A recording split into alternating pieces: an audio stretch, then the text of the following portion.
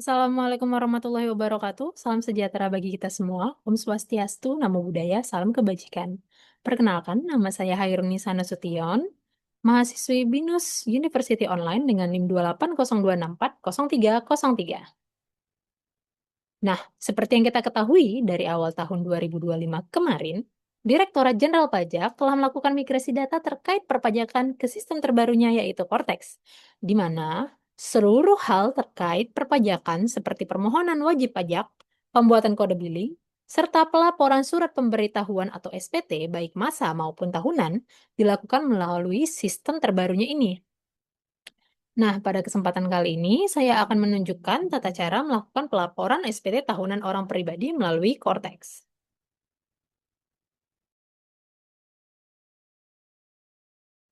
Nah, untuk dapat melakukan pelaporan SPT tahunan orang pribadi, pertama-tama kita harus dapat dulu mengakses websitenya yaitu cortexdjp.pajak.go.id. Lalu di sini silakan masukkan user ID berupa nomor induk KTP yang telah didaftarkan serta passwordnya yang telah didaftarkan juga. Nanti klik sign in. Kita coba untuk masukkan terlebih dahulu.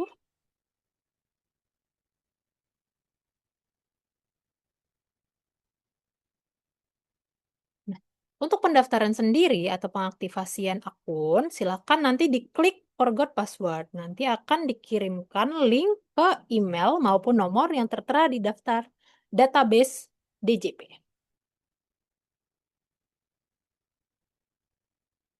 Diklik sign in. Ini adalah bentuk tampilan dashboard Cortex terbaru. Nah, di sini ada beberapa menu. Silakan dipilih menu return sheet untuk melakukan pelaporan SPT tahunan. Lalu dipilih menu submenu tax return. Nah, di sini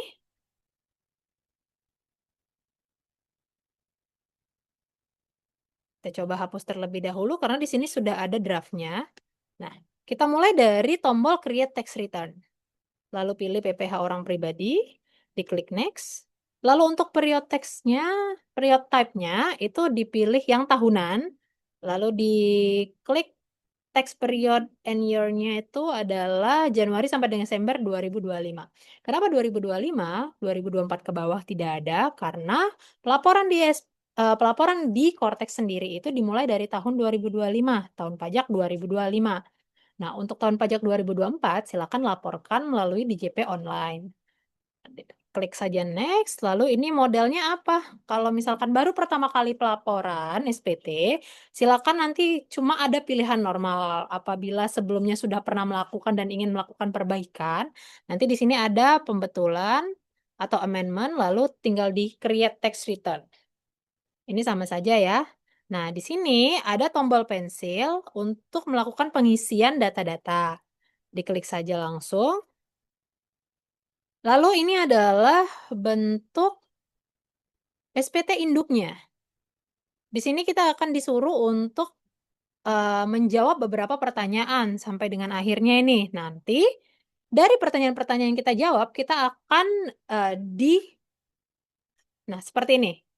Nanti kita akan dibawa untuk mengisi lampiran-lampiran sesuai dengan pertanyaan yang kita jawab. Nah, seperti ini kita pilih klik terlebih dahulu prefill. Lalu di sini ada pendapatannya dari mana. Misalkan dari karyawan yang dari satu pemberi kerja, silakan dipilih employee. Apabila punya bisnis atau dagang, silakan pilih klik business activities. Apabila pekerjaannya hanya pekerjaan bebas, misalkan kayak notaris, dokter, dan lain sebagainya, akuntan, silakan pilih profesional. Nah, untuk yang profesional dan bisnis activity ini, pastikan sudah mengajukan yang namanya pemberitahuan penggunaan norma agar dapat memakai norma. Untuk dagang sendiri, apabila tidak mengajukan sampai dengan akhir bulan Maret, nanti harus wajib melakukan pembukuan. Kita coba satu aja ya, dengan memilih karyawan. Lalu di sini simple bookkeeping yaitu pencatatan. Lalu setelah itu lanjut saja. Nah, di sini ada di bagian A, ada identitas dari wajib pajak. Di sini akan ada tertera langsung pre-populated, nomor induk KTP atau tax identity number. Kalau dulu kita pakainya NPWP, tapi mulai tahun 2025 berlakunya Cortex ini sudah pakai NIK. Sebenarnya dimulai dari tahun 2024 bulan Juli ya. Nah, lalu namanya ini otomatis. Nah, ini nanti identitinya KTP. Langsung saja. Ini statusnya apabila suami istri dia pisah harta atau melakukan memilih terpisah itu nanti boleh diisi. Tapi kalau misalnya masih single, silakan tidak usah diisi apa-apa. Nah, di bagian B ini ada summary of income. Total pendapatannya berapa? Nah, di sini disuruh untuk memilih apakah pendapatan dalam negeri itu hanya dari pekerjaan. Kalau misalnya hanya dari pekerjaan, klik ya. Kalau misalnya tidak, tadi kan kita pilihnya ini karyawan ya. Kalau misalnya kita pilihnya ternyata hanya business activity, bukan sebagai karyawan, berarti ini nantinya pilihnya tidak gitu. Nanti setiap kali pilihan ini seperti yang tadi saya jelaskan, dijawab iya atau tidak, ini kita akan diarahkan untuk mengisi lampiran. Tapi kalau beberapa lampiran itu udah pre-populated, misalnya kayak gini, yang ada di lampiran 1 bagian D, itu sudah pre-populated dari bukti potong yang sudah diinput oleh pemberi kerja. Nah, misalkan di sini kalau kita pilih no, nah, dia tidak ada, cuma karena ini memang sudah ada yang diberikan dan diinput oleh pemberi kerja, sistem akan otomatis menemukannya gitu. Nah, kalau misalkan di di 1B1 ini, apakah memiliki pendapatan dari bisnis atau yang tadi saya bilang pekerja bebas? Kalau misalkan ada, silakan diklik ya. Kalau tidak, tidak. Gitu. Kalau misalnya diklik ya, akan ada muncul lagi pertanyaan-pertanyaan selanjutnya. Ini di 1B2 akan ditanya kalau misalnya tadi memiliki bisnis, apakah dikenakan hanya PP23? PP23 itu tarif final yang 0,5%. Nanti diklik aja kalau misalkan cuma PP23, silakan diklik yang ini. Yang ya I receive business income which is subject to PP23. Kalau tidak, tidak. Ini tadi karena kita pilihnya tidak, berarti tidak. Nah, seperti ini tadi yang saya bilang, ini nanti kalau misalkan kita pilih ya, nah ini kan nanti akan diarahkan untuk mengisi lampiran. Lampirannya otomatis akan muncul di sini. Lampiran 3B. Kalau tidak, kita pilih tidak gitu. Nah, di 1C ini apakah memiliki penghasilan dalam negeri lainnya? Apabila ada, silakan diisi. Apabila tidak, silakan dipilih tidak. Nah, lalu untuk yang 1D-nya ini, apakah memiliki penghasilan dari luar negeri? Apabila iya, silakan diklik ya. Apabila tidak, ini disuruh untuk apabila ya, disuruh untuk mengisi lampiran 2 yang bagian C. Apabila tidak, tidak ada disuruh lampirannya tidak akan keluar ya. Nah, oh iya, disarankan untuk mengisi terlebih dahulu SPT induknya ini agar nanti bisa dapat langsung melihat lampiran-lampiran yang keluar, disesuaikan dengan keadaan yang sebenarnya. Lalu di sini yang di bagian C, ini disuruh kita untuk mengisi PTKP. PTKP yang nomor 5 ini ada PTKP-nya. Seperti yang kita sudah ketahui, PTKP itu ada K1, K2, K3, K0. Apabila belum menikah, tidak kawin, 0 tanggungan. Di sini tinggal kita pilih saja, disesuaikan dengan keadaan yang sebenarnya. Misalkan di bukti potong yang dari perusahaan itu kita pilihnya TK0. Nah, nanti ini akan otomatis nih keluar datanya. Lalu untuk selanjutnya di bagian C, di bagian D, mohon maaf, apabila yang nomor 10A ini apakah terdapat bukti potong yang sudah dipotong oleh pihak lain. Kalau misalkan ada, silakan klik ya. Apabila tidak ada, silakan klik tidak. Nah, ini dia.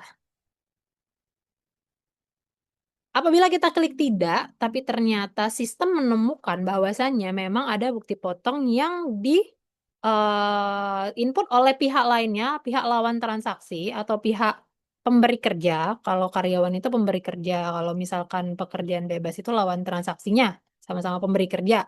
Ini sistem akan otomatis menemukan data-datanya ini dan langsung memasukkannya ke dalam pelaporan. Jadi mau tidak mau kita harus pilih ya.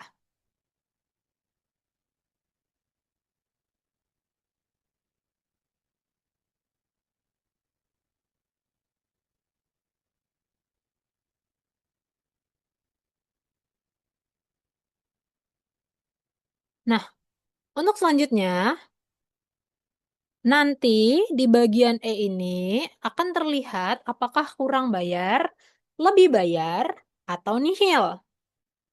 Kalau contoh kasusnya di sini adalah SPT nihil. Tidak terdapat kelebihan pembayaran maupun kekurangan pembayaran. Nah, apabila dia terdapat kekurangan pembayaran, silahkan melakukan pembayaran terlebih dahulu. Nanti otomatis sistem akan memasukkan data pembayaran yang sudah dibayar, baru bisa kita klik pay and submit. Baru bisa kita lakukan pelaporan. Sedangkan apabila nanti lebih bayar, akan disuruh mengisi yang bagian G, refund only. Nanti di sini akan dipilih akun bank yang sudah kita masukkan, kita daftarkan di Cortex. Nah, ini apabila ada di bagian H, apabila ada pembayaran PPh 25 orang pribadi yang setiap bulan yang masa, nanti ini akan otomatis ada masuk dia. Nah, untuk selanjutnya di bagian I, ini disuruh untuk mengisi, ini otomatis kalau yang nomor 14A, ini akan otomatis apabila sudah mengisi di lampiran 1. Nanti kita akan membahas lampiran 1 yang selanjutnya. Tapi kalau di sini kita cek terlebih dahulu, yang di 14B, ini ada dipertanyakan apakah memiliki hutang di akhir tahun pajak tersebut atau tidak. Kalau misalkan tidak, silakan diklik tidak. Kalau misalkan memiliki hutang, silakan diklik hutang. Ada hutangnya, diklik ya.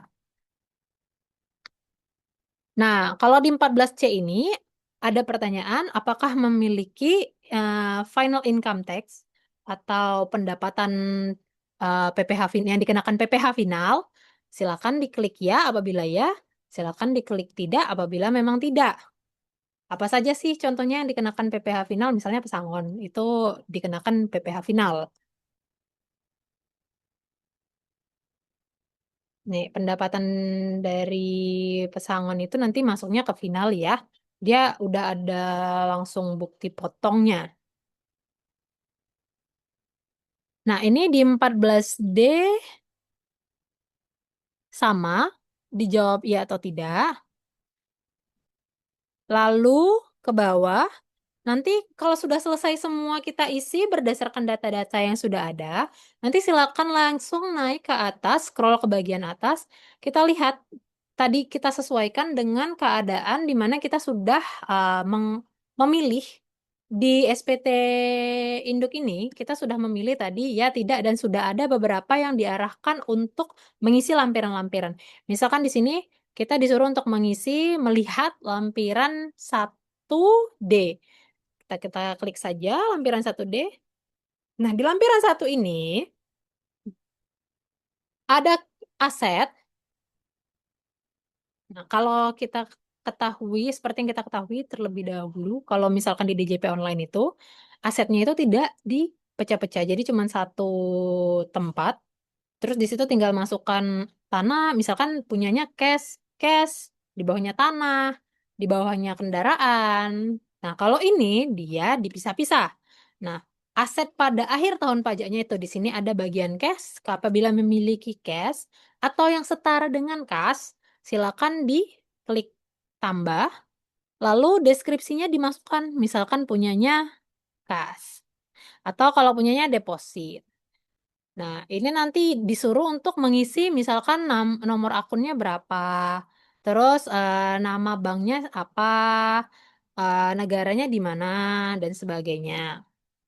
Nah, di sini kalau misalnya memiliki piutang, lalu apabila memiliki investasi dan security atau sekuritas, lalu ini ada aset bergerak, apabila memiliki aset bergerak, terus apabila memiliki aset tidak bergerak seperti tanah dan bangunan, silakan dimasukkan, atau other assets.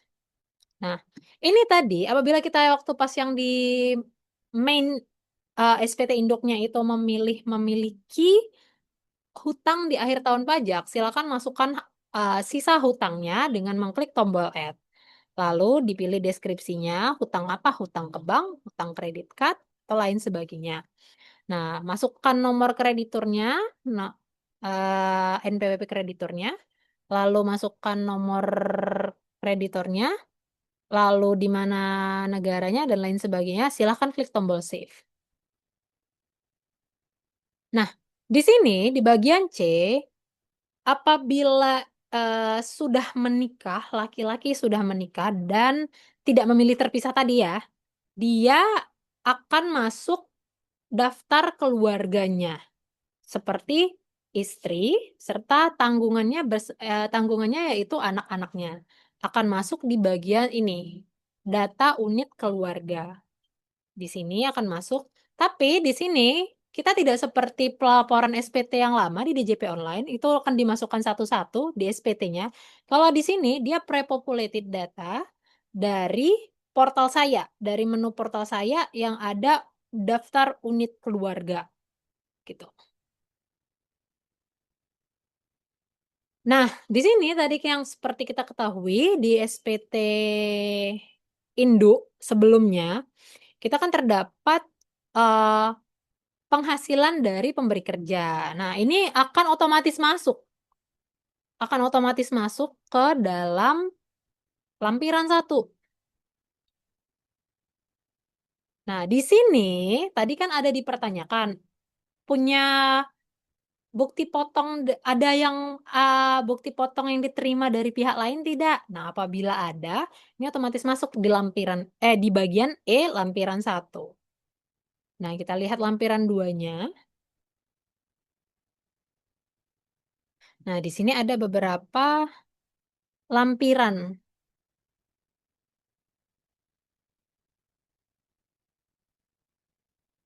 Lampiran yang untuk finalnya tadi. Kalau misalnya karyawan swasta itu biasanya ada lampiran finalnya itu yang tadi saya sebutkan pesangon, atau enggak yang dipotong secara final tuh akan langsung masuk ke dalam sini. Nah, kalau sudah sesuai, ini nanti boleh balik lagi ke main form. Lalu diklik saja yang di bagian statement ini, case statement ini, dicentang saja, centang.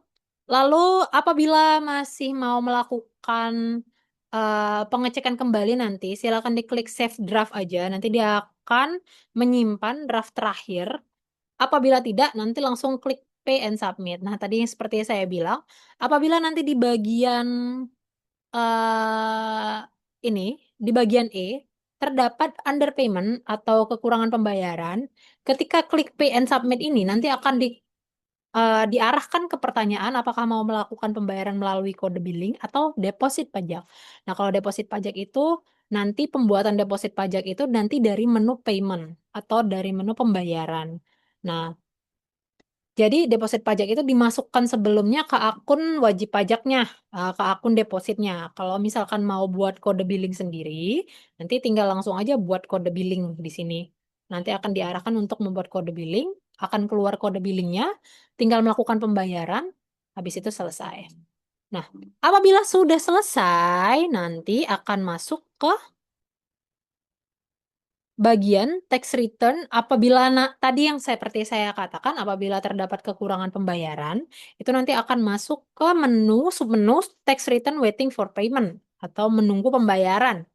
Tapi apabila tadi seperti yang sudah kita laporkan, dia nihil, dia begitu klik pay and submit, dia nanti akan langsung masuk ke tax return submitted. Seperti ini. Ini sudah ada, sebelumnya sudah pernah dilaporkan. Ini yang normalnya.